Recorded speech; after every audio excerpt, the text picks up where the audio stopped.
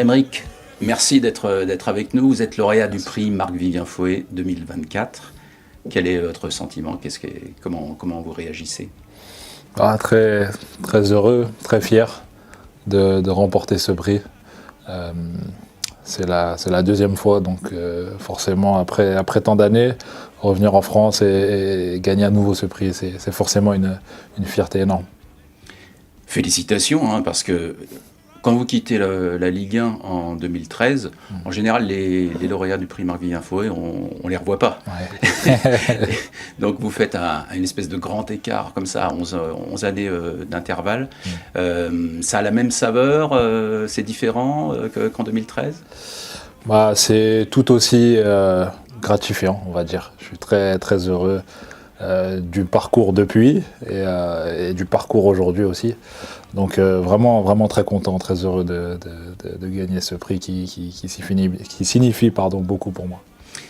Vous terminez au vote du jury devant Hakimi, Ben Taleb. Derrière, il y a Wilfried Singo, il y a Chancel Bemba. Bon, voilà pour les 5 premiers.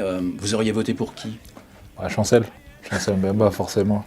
Parce que déjà de une, je pense qu'il a fait une saison énorme, encore une fois. Déjà l'année passée, il avait été extraordinaire. D'ailleurs, c'est lui qui gagne l'année dernière, si je ne dis pas de bêtises. Ouais. Il était assis à votre place. Exactement. Et cette année, j'aurais voté pour lui parce que, pareil, il fait une saison énorme. Il marque des buts en plus, donc qui nous font extrêmement de bien. Donc ouais, j'aurais voté pour lui. Ouais, ça permet au trophée de rester à l'OM, ce qui n'est pas souvent arrivé depuis la création, qui remonte à une quinzaine d'années. C'est ça. Alors, quel souvenir vous gardez de ce trophée de 2013?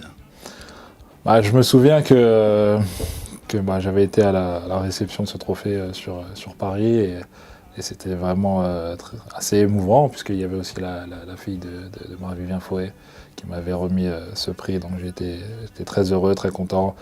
Et puis j'étais content aussi de ma saison, c'était quelque part un aboutissement en soi sur la saison parce que voilà, on avait beaucoup travaillé à Saint-Étienne pour obtenir des trophées et aussi non seulement collectif mais aussi personnel. Donc voilà, c'était la récompense d'une belle saison. Là, cette fois-ci, vous diriez quoi de votre saison qui a été difficile au début et aujourd'hui qui se termine, qui est en train de se terminer dans une espèce de douce euphorie?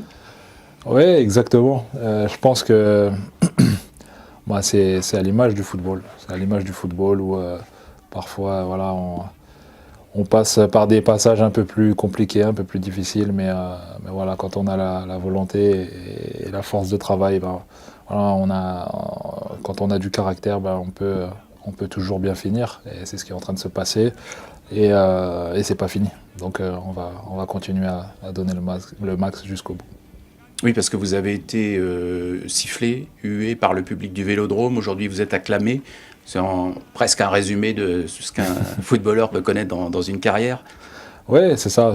Après, de toute façon, à Marseille, c'est exactement ça. C'est souvent les extrêmes, mais c'est aussi ça qu'on aime. C'est ce qui fait le charme de l'OM, de l'Olympique de Marseille, que tous ces supporters, cette ville qui est derrière son équipe et qui te donne envie de te relever justement quand tu es dans un moment difficile.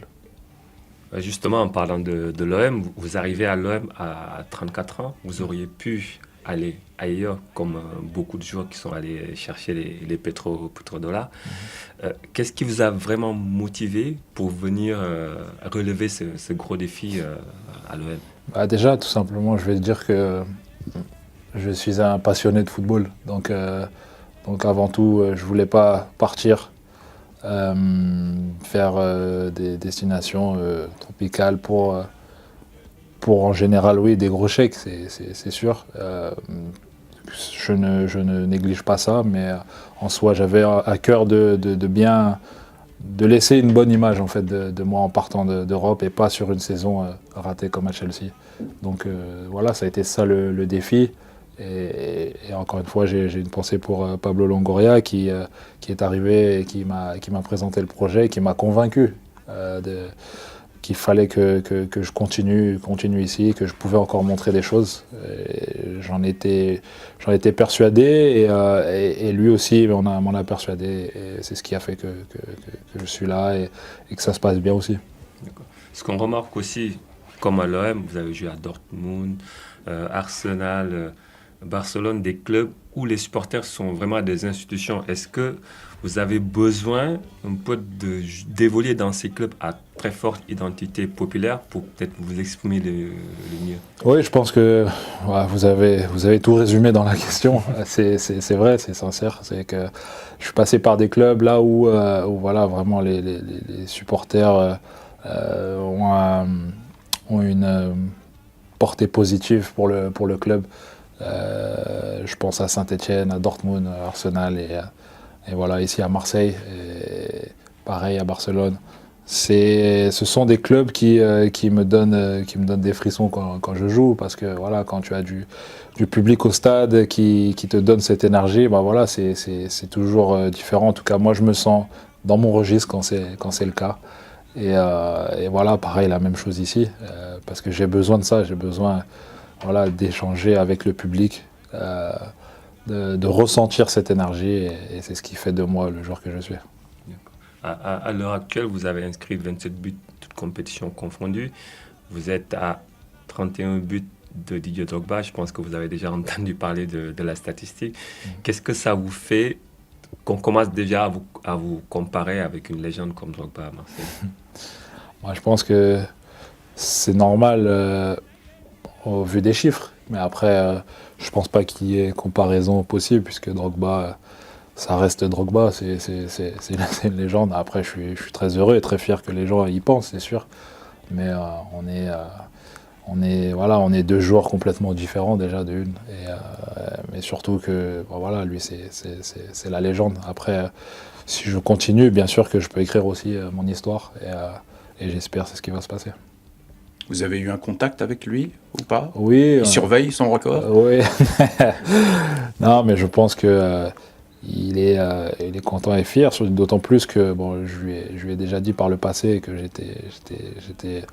voilà, c'était mon idole quand j'étais plus jeune, et forcément, on en a parlé récemment, parce que j'avais fait une paire de chaussures par rapport à lui, parce que vraiment, peut-être qu'il se rend pas compte, mais c'est quelqu'un qui a inspiré énormément de monde, et notamment moi, pour mon parcours et pour aussi mon parcours africain. Donc voilà, c'est une référence.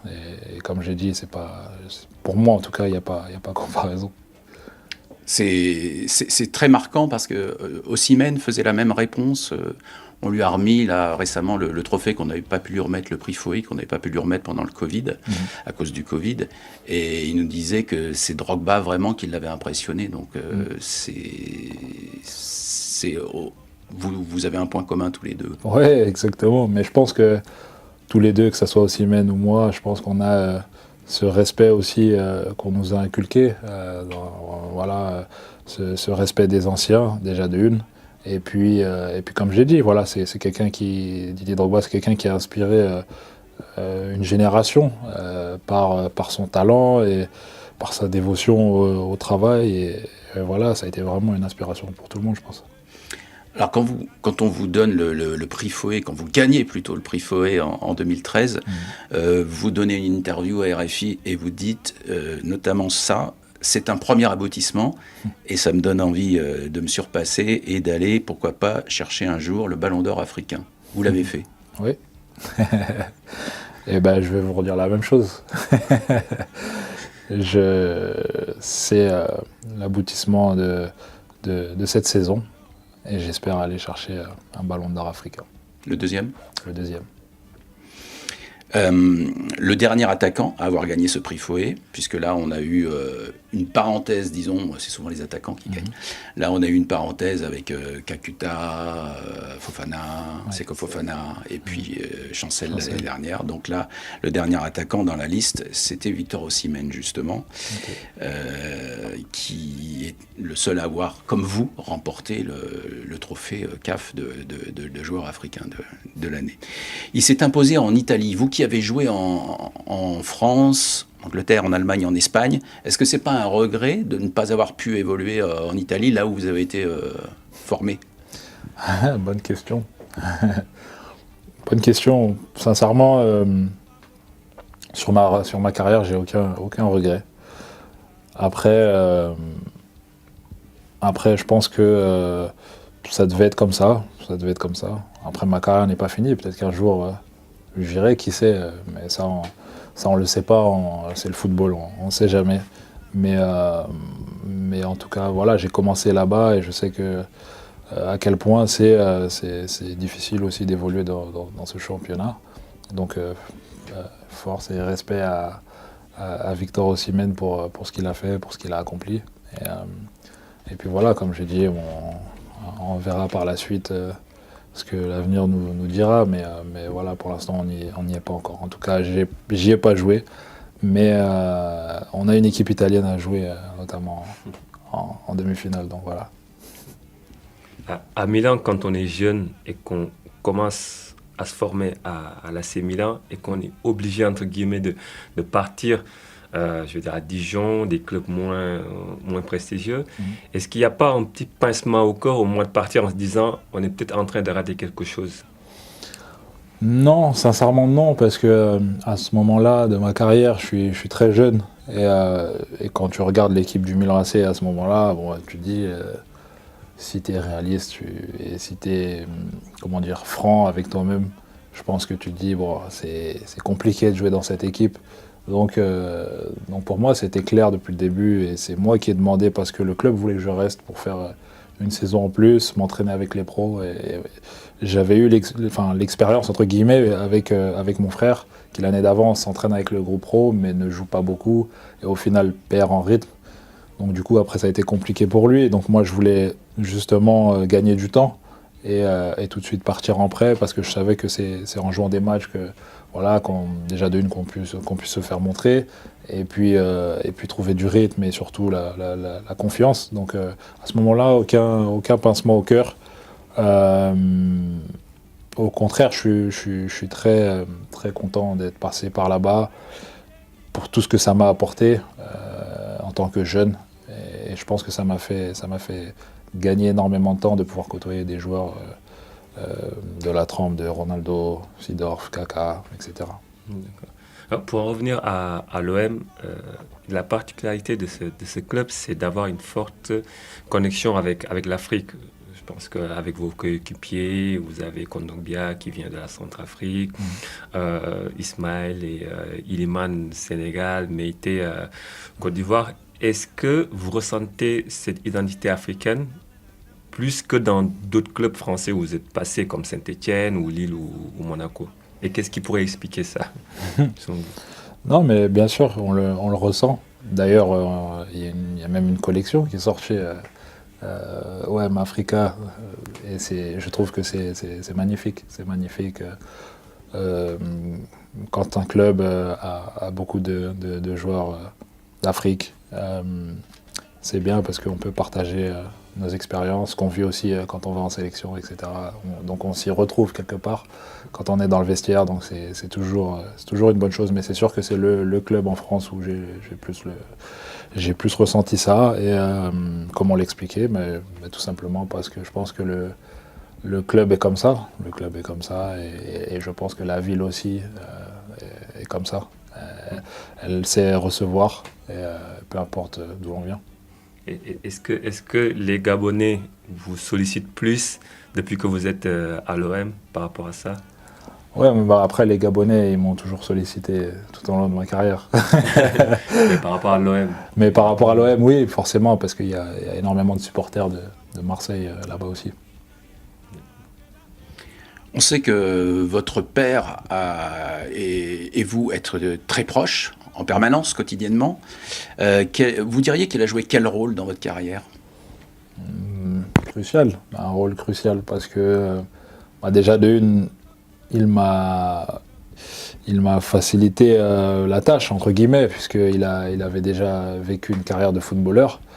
Donc déjà juste ça, on sait quand on est papa, je pense qu'on sait qu'on ne veut pas là où on a échoué, que son fils échoue. Donc forcément, ça a été un privilège pour moi de l'avoir à mes côtés. Et donc forcément, oui, il a eu un rôle crucial parce que sinon, sans lui, je pense que j'aurais pas fait la carrière que j'ai faite. Quel est le meilleur conseil qui vous est donné? Bonne question. Il y en a tellement en fait. Il y en a tellement, mais je pense que le plus important a été son éducation qui m'a forgé, parce que je me souviens quand j'étais plus jeune, il me faisait pas de cadeaux. Il faisait pas de cadeaux et il a toujours été dur dans le sens si je voulais être footballeur, et il fallait avoir cette carapace pour pouvoir justement faire cette carrière. Et depuis mes 12-13 ans, voilà, je prends des exemples, mais on jouait moi et mon frère Willy et contre mon père et l'aîné Catilina. Ils étaient très durs avec nous. On a joué au moins 100 matchs et on en a gagné 1 ou 2, je pense. Mais voilà, pour vous dire un petit peu la mentalité qui m'a inculqué. Donc au final, c'est plus qu'un conseil, c'est une leçon de vie. Pas de cadeau. Pas de cadeau. À quel moment vous avez pris votre revanche alors? Ah bah quand j'ai grandi. J'avais grandi, quand je suis devenu pro. Je me souviens, je lui avais dit bon, toutes ces années, on va quand même rejouer son match. Au moins une fois. Et je l'avais battu en 1 contre 1. Et j'étais super fier. Mais après ce 1 contre 1, j'ai dit bon, maintenant je veux jouer que avec toi. Je veux te régaler, je veux te faire plaisir parce que tu le mérites. On voit aussi que vous lui offrez beaucoup de cadeaux. Je pense au jeu de maillot que vous lui offrez lorsque vous battez le record de nombre de buts sur l'Europa League. C'est vraiment quelqu'un de très important tout au long de votre carrière. Oui, dans ma carrière, dans ma vie, que ce soit mon père ou ma mère. Les deux, je pense que tout ce qu'ils m'ont inculqué, c'est ce qui a fait que je suis le joueur que je suis, tout simplement. Mais bien sûr que j'aime leur offrir ces cadeaux-là parce que je pense que c'est nos valeurs, c'est ce que je leur dois, c'est le minimum que je leur dois de leur redonner ça, qu'ils soient fiers de moi et voilà, que je continue à penser à eux tout le temps, que ce soit sur le terrain, en dehors, et voilà. Quand vous êtes en équipe de France Espoir et qu'en 2009 vous basculez vers le Gabon, c'est votre père qui est derrière? Alors, il est derrière, c'est-à-dire que il est là pour me conseiller, mais c'est moi qui dois faire un choix, c'est pas lui. Comme j'ai toujours dit, c'est un peu au début de ma carrière, quand on disait ouais, mais bon, c'est facile, il a son père qui d'ailleurs travaillait au Milan à l'époque, je dis bien sûr, mais une fois sur le terrain, c'est pas mon père qui y va, c'est moi. Donc voilà, je fais mon choix. Il a pu au moins m'aider sur le fait de plus comprendre la situation au Gabon à ce moment-là. Mais de toute façon, j'avais fait mon choix parce que, comme j'ai dit, j'en reviens encore à Didier Drogba et ce fameux DVD que j'avais regardé qui m'avait tellement donné envie de faire la même chose en fait, de faire la même chose. C'est simple que ça. Et est-ce qu'il n'y a pas, dans ce cas-là, un goût d'inachevé quand vous comparez peut-être Drogba aujourd'hui avec vous et le Gabon? Est-ce qu'il n'y a pas ce petit goût d'inachevé alors que vous avez fait presque 15 ans en équipe nationale? Bien sûr, il y a un petit goût d'inachevé, mais après, comme je dis, c'est pareil, à ce point-là aussi, on ne peut pas forcément comparer les deux situations parce que lui, il avait des sacrés joueurs avec lui en équipe nationale aussi, et ça, c'est à noter. Nous, on est une petite nation qui essaye de grandir petit à petit. Mais bon, voilà, il y a eu aussi pas mal de complications, donc ça n'a pas été facile, mais je suis quand même fier de mon parcours avec le Gabon. C'est pas trop tard parce qu'il y a encore la CAN 2025 qui va arriver, et même éventuellement la Coupe du Monde 2026 où le Gabon a commencé avec 2 victoires. Est-ce que ça peut être l'un ou les derniers défis pour vous en équipe nationale? Je pense que ça peut l'être. Après, comme j'ai dit, c'est ça le football. Un jour, c'est comme ça. Un jour, c'est comme ça. Donc, on ne sait pas. Mais oui, bien sûr que dans un coin de ma tête, ça traîne parce que j'aimerais quand même gagner un trophée majeur avec mon équipe nationale. Je pense que ça serait l'aboutissement d'une carrière. Aujourd'hui, quelles sont vos relations avec Mouyouma, le nouveau sélectionneur? On sait que ça a été tendu à un moment. On dit que vous vous êtes rencontrés à Marseille. Qu'est-ce que vous vous êtes dit? Et je pense Qu'est-ce qu'il faut retenir? ce sont les gens qui créent des tensions, en fait, inutiles. C'est les gens qui souvent créent des choses de toutes pièces, alors que pas du tout. La preuve, il est venu ici. Et, voilà, comme lui, de son côté, on lui a fait croire que moi, j'étais, je sais pas, quelqu'un qui se prenait peut-être pour un autre. Et moi, de mon côté, qui faisait semblant d'essayer de chercher à me joindre, etc. Donc je pense que c'est plus les gens qui font du bruit. Et au final, on s'est vu, on s'est parlé en toute honnêteté. Et que ce soit lui de son côté, il m'a dit les choses qu'il avait à me dire, et moi la même chose. Et voilà, après, comme j'ai dit, dans les médias, je voulais pas prendre de décision de savoir si j'allais revenir en sélection ou pas. Parce que pour l'instant, j'étais très concentré sur ce qui se passait à Marseille. Mais voilà, après, avec le temps, on verra ce que ça dit, si j'ai encore le cœur et la force d'y aller. Un mois, c'est suffisant pour réfléchir, pour se décider, parce que les prochaines journées, c'est Ouais. mois de juin. Ouais, bien sûr. Un mois, c'est plus que suffisant, je pense. Et vous avez une tendance? Non, pas encore, mais vous verrez. Quand même, Pierre-Emerick Aubameyang à la Coupe du Monde 2026. Ah, ça serait beau. Ça serait beau. Déjà, se qualifier à une Coupe du Monde, ça serait un exploit pour le Gabon, je pense. Bonjour et bienvenue sur Passion Marseillaise. Un grand bravo à Pierre-Emerick Aubameyang pour son deuxième prix de meilleur joueur africain jouant en France. Après Chancel Mbemba, Pierre-Emerick Aubameyang remportait son deuxième prix largement et c'est bien mérité. Il nous a porté toute la saison et j'espère vraiment qu'il va rester la saison prochaine. Il va falloir baisser la masse salariale malheureusement, mais j'espère qu'il ne partira pas. Faudrait mieux se débarrasser du gros salaire de Kondogbia, et aussi Correa va repartir, donc ça va baisser déjà pas mal si on fait ça. En tout cas, un grand bravo à lui car il est dégoûté d'avoir été éliminé en Europa League. Souhaitons-lui le meilleur et de rester à l'OM. Allez l'OM et à bientôt sur Passion Marseillaise.